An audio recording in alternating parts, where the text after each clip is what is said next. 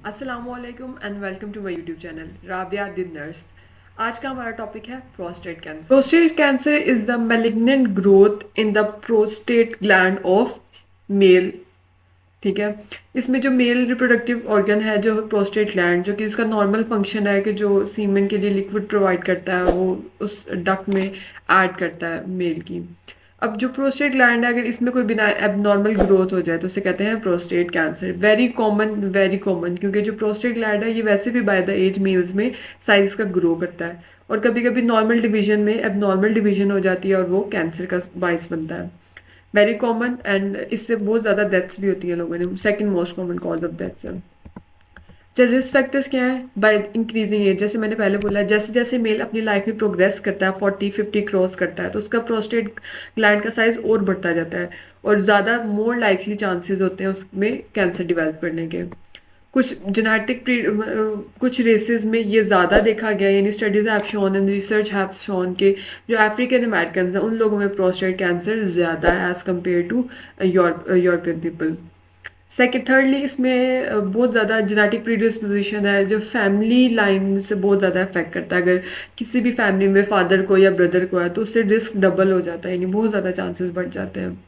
अच्छा, diet high in red meat. Red meat basically इसमें अगर अनडन हो, अच्छी प्रॉपरली कुक ना हो, तो रेड मीट से क्या होता है, उसमें उसमें कुछ ऐसे प्रोडक्ट्स होते हैं जो कि हमारे जो नॉर्मल ग्रोथ है उसको डिस्टर्ब करके अब नॉर्मल ग्रोथ करवा सकते हैं। ठीक है, तो कार्सिनोजेंस, यस, उसमें कार्सिनोजेंस होते हैं रेड मीट में, अगर उसे अच्छे से कुक ना किया जाए तो ये भी कॉज बनती है फिर प्रोस्टेट कैंसर का। अच्छा, क्लिनिकल मैनिफेस्टेशन क्या है? जो भी नॉर्मल फंक्शन है ना वो डिस्टर्ब हो जाएंगे। जो प्रोस्टेट, अगर आपने स्टार्ट में उसकी डायग्राम देखी हो, तो जो प्रोस्टेट ग्लैंड है वो यूरिनरी ब्लैडर के नीचे लोकेटेड है। ये हमारा प्रोस्टेट ग्लैंड है और ये यूरिनरी ब्लैडर के नीचे पोस्टीरियरली लोकेटेड है। अब अगर हमारे प्रोस्टेट ग्लैंड को कोई प्रॉब्लम हुआ तो उससे क्या होगा, हमारे जो यूरिनरी सिस्टम है वो प्रॉब्लम में आ जाएगा, जिसमें क्या होगा, डिफ़िकल्टी यूरिनेशन में आएगी, और फ्रीक्वेंसी यूरिनेशन की बार बार हो जाएगी, और यूरिनरी रिटेंशन होगी जिसकी वजह से इन्फेक्शन कॉज होगी। डेफिनेट ब्लैडर में इतनी देर तक यूरिन पड़ा हुआ है, उसका बैक फ्लो होगा जो किडनी तक प्रॉब्लम कॉज कर सकता है, और यूरिनरी सिस्टम का साइज शॉर्ट हो जाएगा, प्रॉपर यूरिन का स्ट्रीम नहीं बनेगा, ये सारे इश्यूज देखने को मिलेंगे। अच्छा, क्लिनिकल मैनिफेस्टेशन में क्या होगा, ब्लड आएगा इजैकुलेशन में, सीमन के साथ आरबीसीज भी आएगा, रेड रेड कलर का होगा सीमन। जो हीमाचूरिया का होगा कि उसके ब्लड में यूरिन आएगा, यानी इजैकुलेशन में सीमन जो है उसमें ब्लड आएगा, जब यूरिन करेगा तो वो यूरिन में भी ब्लड सेल्स आएंगे। और इसके अलावा जो प्रोस्टेट कैंसर है ये मेटास्टाइज करता है दूसरे बॉडी पार्ट में, और वहाँ पे भी कैंसर कॉज करता है। बोन्स में बहुत ज़्यादा कॉमन है इसका मेटास्टासिस। क्लिनिकल मैनिफेस्टेशन बहुत सारी हैं इसकी प्रोस्टेट कैंसर की, जैसे कि बैक एक होगा, इसकी पोजीशन की वजह से इसके जो इर्द गिर्द के जो नर्व्स हैं वो सिमुलेट होंगी, और वो back pain, hip pain cause करेंगी अगर वो बोन में मेटास्टेस कर जाता है, स्पेशली तब। पेरिनियल एंड रेक्टल डेफिनेटली वो उसके उन एरिया में पड़ा हुआ है, और उसमें अगर ग्रोथ उसका नॉर्मल साइज से ज़्यादा साइज बढ़ा है तो वो उस साथ वाले टिश्यू में भी पेन कॉज करेगा। वीकनेस, कोई भी कैंसर पड़ेंगे, वीकनेस और वेट लॉस उन दोनों में होगा। क्यों? क्योंकि जो कैंसर सेल्स होगी ये रैपिडली डिवाइडिंग सेल्स होते हैं, नॉर्मल सेल्स होते हैं जो कि अनडिफ्रेंशिएटेड होते हैं, वो प्रॉपर तरीके से डिवाइड नहीं हुए होते। तो जिसकी वजह से क्या होता है कि अब बॉडी को ज़्यादा एनर्जी चाहिए इन सेल्स को डिवाइड करवाने के लिए, तो मैक्सिमम एनर्जी कैंसर सेल्स ले जाते हैं, मेलिग्नेंट सेल्स, और जो बॉडी का वेट लॉस ड्रॉप होना स्टार्ट हो जाता है, पेशेंट बहुत लेथार्जिक और वीक फील करता है। ओलिगोयूरिया, डेफिनेटली ब्लैडर पे इम्पैक्ट पड़ा, इसकी वजह से अब यूरिन भी कम प्रोड्यूस होगा। असेसमेंट में हम क्या करते हैं, एक प्रोसीजर है डिजिटल रेक्टल एग्जाम, जो कि बहुत सिंपल, एक पेल्विक एग्जामिनेशन में वो एक जो हमारा सर्जन है वो अपने ग्लव्स के साथ थ्रू रेक्टम उसको टच करता है प्रोस्टेट ग्लैंड को। अगर तो वो सॉफ्ट नोड्यूलर है तो हम कहते हैं कि अभी अर्ली स्टेजेस है, ठीक है। और अगर बहुत हार्ड है और बहुत ही ज़्यादा स्टोनी हार्ड है या फिक्स्ड है तो हम कहते हैं ये एडवांस स्टेज पे चला जा चुका है कैंसर। अच्छा, डायग्नोज करना है हमने, तो हम डायग्नोज उसके टिश्यू के थ्रू कर सकते हैं, हिस्टोलॉजिक एग्जामिनेशन। हिस्टोलॉजी जहाँ पे आएगा रिलेटेड टू टिश्यू, एग्जामिनेशन आप उसको डायग्नोस्टिक लिए उसको चीज़ को देख रहे हो। तो एक तो ओपन प्रोस्टेक्टमी हो सकती है, यानी आप कट करके ओपन करके उसमें से टिश्यू ले रहे हो, open prostatectomy. Trans rectal needle biopsy, trans rectal needle biopsy जैसे कि यहाँ पे शो हो रहा है कि थ्रू रेक्टस थ्रू एनस वहाँ पे हमारा प्रोब इंसर्ट किया, यहाँ पे हम कट करेंगे, बाद में स्विचेस लगा देते हैं। तो प्रोस्टेट का कुछ हिस्सा बायोप्सी में क्या होगा, नीडल बायोप्सी में थोड़ा सा टिश्यू रिमूव करेंगे और उसको बाद में स्लाइड्स पे स्टडी करेंगे माइक्रोस्कोप के अंडर और रिपोर्ट बना लेंगे। एफएनएसी में इस तरह का एक इंजेक्शन सिरिंज होती है और सिरिंज को बेसिकली इंसर्ट करते हैं, थोड़ा सा सेल्स ऑफ लेते हैं प्रोस्टेट ग्लैंड, उसको फिर हम एग्जामिन करते हैं। सिमिलरली एक्सरेज करवाते हैं कि बोन में तो नहीं चला गया, मेटास्टेस तो नहीं होगी।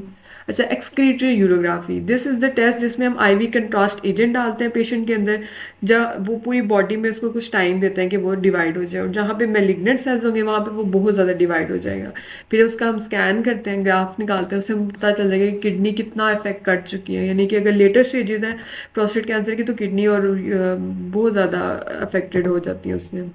बोन स्कैन करेंगे, जैसे हमने पढ़ा कि प्रोस्टेट ग्लैंड बहुत कॉमन है कि बोन्स में भी मेटास्टेस कर जाए, तो हम इसे बोन स्कैन भी करेंगे।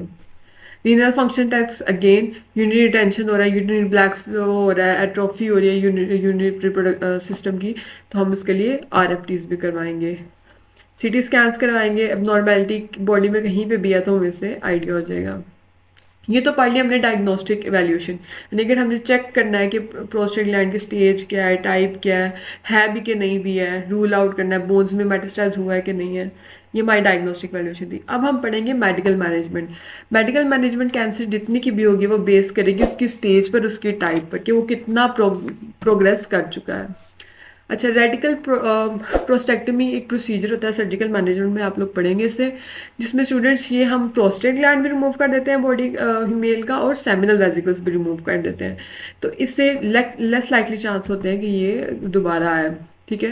रेडिएशन थेरेपी, बेसिकली इसमें इसी तरह की मशीन्स होती हैं, पेशेंट को अंदर रखते हैं, और जो जिस एरिया पे हम वो मार्कर से ना निशान लगाते हैं सर्जन्स पहले, और उसके बाद फिर वो रेडिएशन थेरेपी 10 है 15 है, डिफरेंट होती है depending on the disease.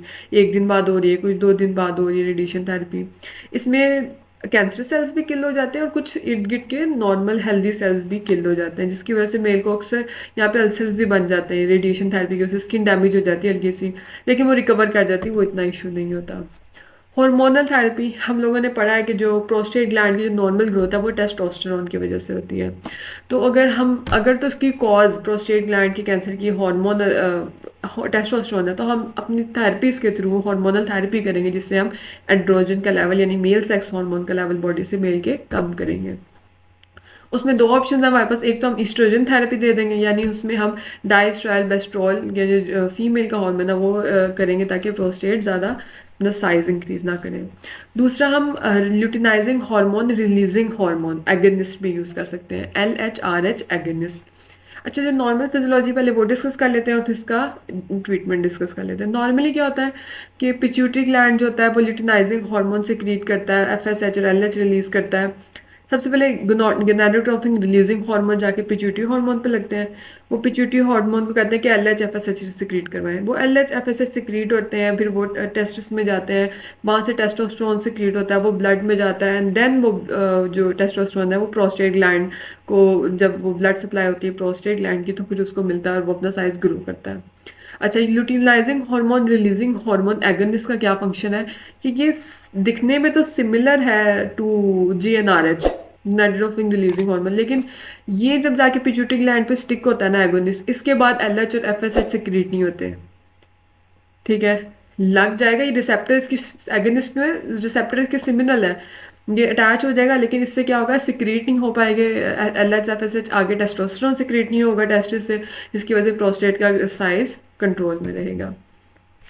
Cryo surgery, अच्छा क्रायो जहाँ पे भी वर्ड पढ़ना है ना वो related to cold, freezing temperature, इस तरह के वर्ड्स हैं। क्रायो सर्जरी में क्या है, बेसिकली कुछ पेशेंट होते हैं बाहर की कंट्रीज में बहुत ज़्यादा है जो ज़्यादा पसंद नहीं करते सर्जिकल इंटरवेंशन, डरते हैं, किसी किस्म का फोबिया, तो उनके लिए प्रोसीजर्स किए जाते हैं कि प्रॉब रख के उस पर्टिकुलर पीस ऑफ जो हमने रिमूव करना था उसको हम फ्रीजिंग टेम्परेचर पे किल करते हैं और फिर उसको रिमूव करते हैं। ट्रांसपेरी, ये हमने उसको एक्सप्लेन किया। ठीक है, ये उसने बताया एंटी एंड्रोजन थेरेपी में प्रेडनिसोन और मिथोजेंट्रोन हम देते हैं। ब्लड ट्रांसफ्यूजन की भी अगर जरूरत पड़ती है, हीमोग्लोबिन लो है तो फिर हम वो भी करते हैं।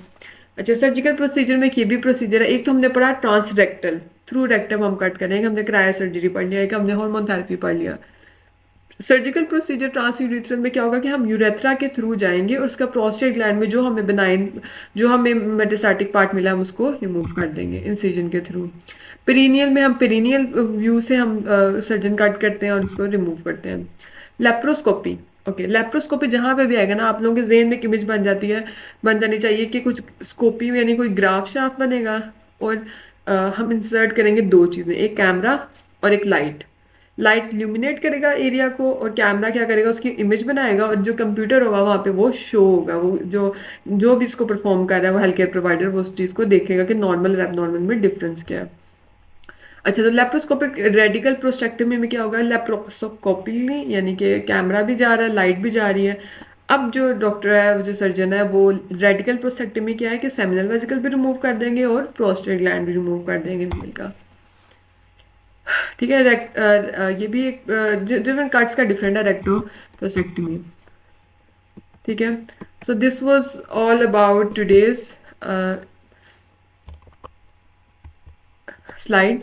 इसमें एक चीज़ इंपॉर्टेंट ऐड करना चाहूँगी, नर्सिंग मैनेजमेंट। अब जो मेल्स हैं, अब किसी भी वजह से इनका प्रोस्टेट कैंसर हो गया है, नॉर्मली तो 50+ में होता है, लेकिन अगर ये अर्ली एज में भी हो गया तो ये इनफर्टिलिटी की भी कॉज करता है। और वैसे भी जो कैंसर है उसमें नर्स का बहुत बड़ा रोल होता है इमोशनल सपोर्ट में। अगर कोई भी उसका पेशेंट, चाहे वो जेंडर मेल है फीमेल है, उसको एक इमोशनल सपोर्ट देते हैं, उसको एक कंफर्ट प्रोवाइड करते हैं और प्लस उसको एजुकेट करते हैं डिजीज़ के बारे में, उसके ट्रीटमेंट्स के बारे में, उसके फॉलोअप के बारे में, ताकि वो रिलैक्स फील करे, उसे फियर ऑफ अननोन ना हो कि उसे पता ही नहीं कैंसर क्या है, मैं किस चीज़ से गुजरा हूँ, मेरे सिम्टम्स क्या है। उसको बताते हैं कौन से सिम्टम नॉर्मल है, किस सिम्टम से आप लोगों ने फॉलोअप चेकअप करवाने आना है। इसके अलावा जो फियर ऑफ लूजिंग और फियर ऑफ डेथ होता है कैंसर के साथ एसोसिएटेड, तो वो भी नर्स ने उस चीज़ को मैनेज करना है और पेशेंट के साथ उसको उसके अपने फियर्स उससे उसको लिसन करना है, ताकि वो अपने फियर्स और अपने जो भी उसके इमोशंस हैं उस वक्त वो शेयर कर पाए। So this is it for today, hope you like the lecture. So अगर आपको पसंद आए वीडियो लेक्चर तो आप इसको लाइक करें, सब्सक्राइब करें और अपने फ्रेंड्स के साथ शेयर करें, ताकि वो भी पढ़ के अच्छे मार्क्स ले सकें। Thank you.